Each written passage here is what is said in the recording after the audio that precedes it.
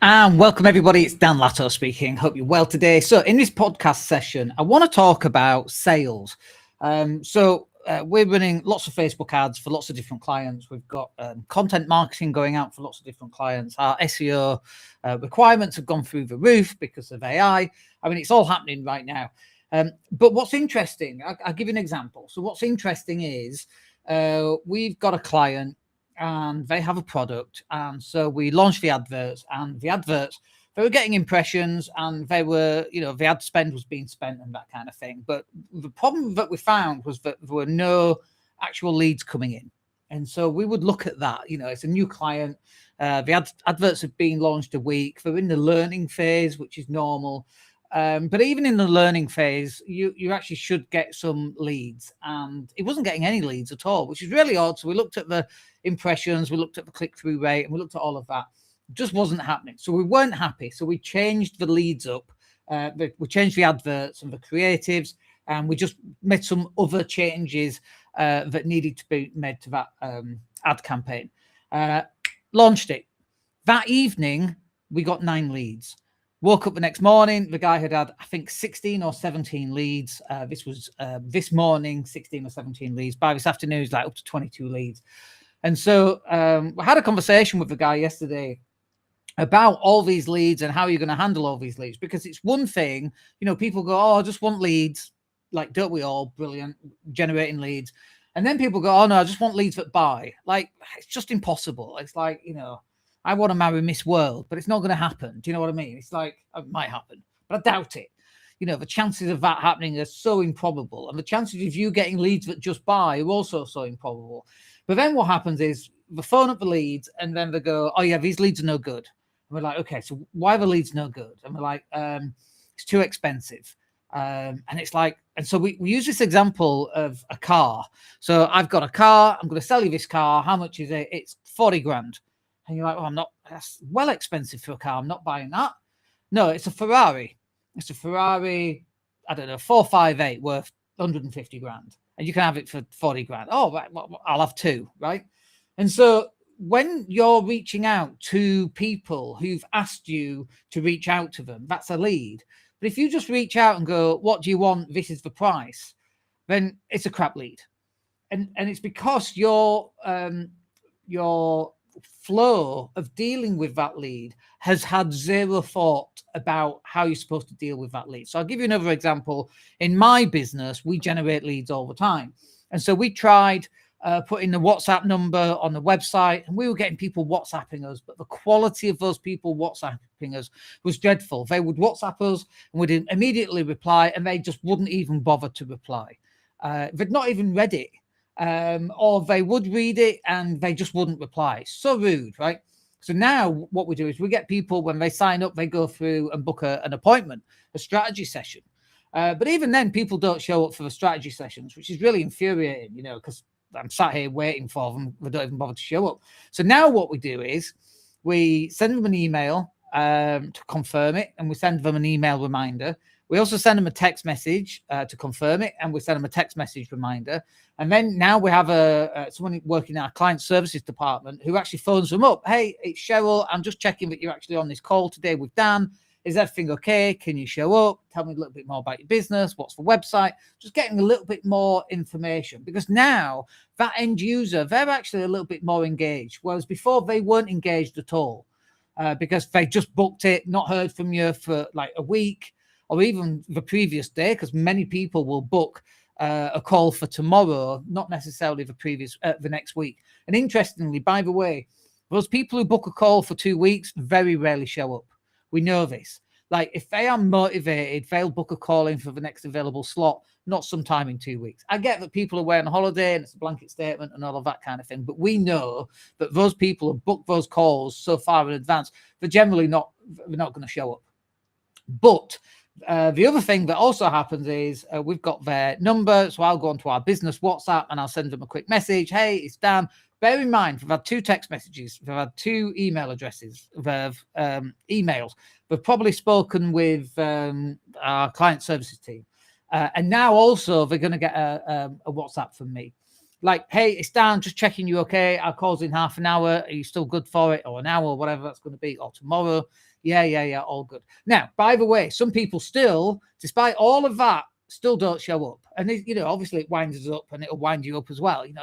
People are reaching out because they're struggling in their business, and yet they can't even attend the call that they themselves booked and have confirmed several times.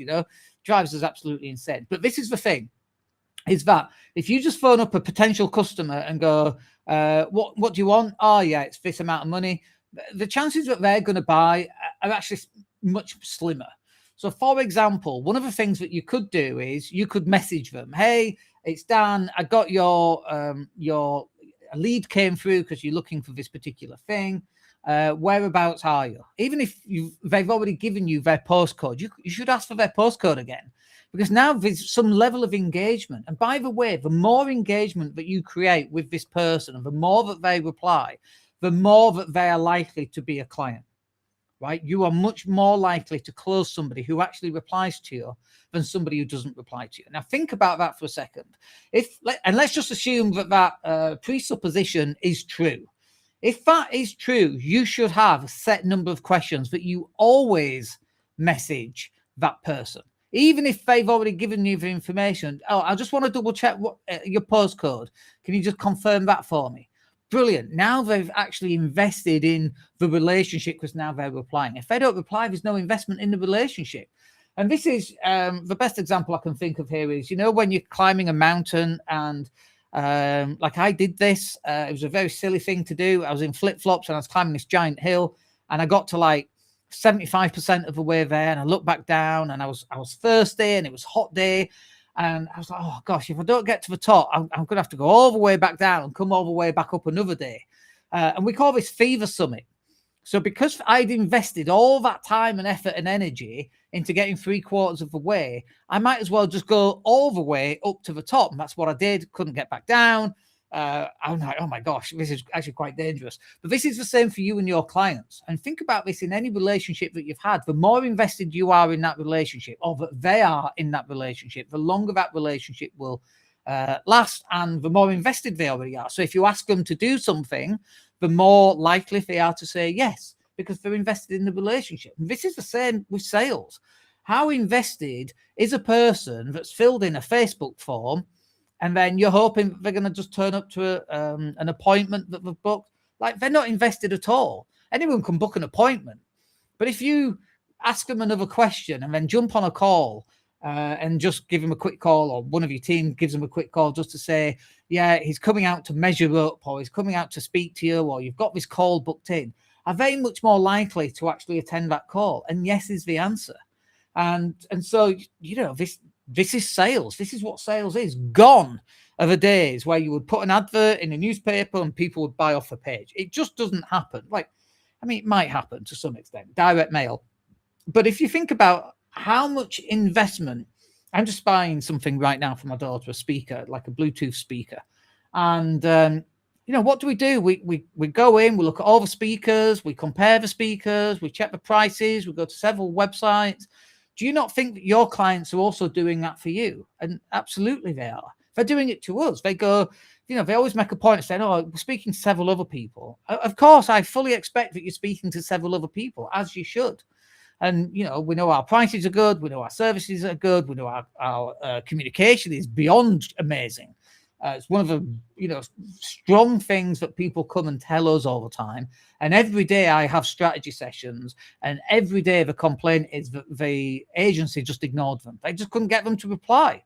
Like, if you ask us a question, you've got to reply usually in 15 to 30 minutes from one of the team if you're in our group chat. And if it's me, certainly within an hour, normally. I might be out and about or doing whatever, but, I'm still got my phone with me. I can still reply. And so we do. So it's like, how is this going to translate in your business?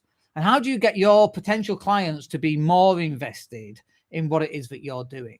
And so what happens is that if they're watching the football and they are scrolling at the same time and they see your advert, and then they fill in a form, and then they stop scrolling, and then they go make dinner, or the kids are screaming, or, it's half time or whatever.